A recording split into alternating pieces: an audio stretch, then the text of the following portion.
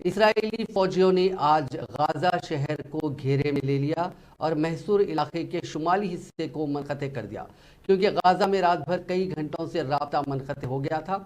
Israeli media की report के मुताबिक पीर या मंगल को फौजियों के शहर में दाखिल होने की तवक्को है और अस्करियत पसंद जिन्होंने बरसों से तैयारी की है, सुरंगों के वसी नेटवर्क का इस्तेमाल करते हुए गली गली लड़ने की तवक्को है।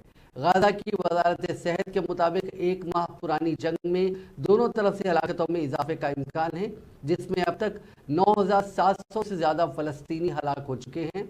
इसराइल में हमास के खूरेज हमले के साथ जंग शुरू होने के बाद से तकरीबन 15 लाख फ़लस्तीनी या तकरीबन 70% आबादी अपने घर बार छोड़ चुके हैं, जिसमें 1400 से ज़्यादा अफराद हलाक हुए, जिनमें ज़्यादातर आम शहरी थे।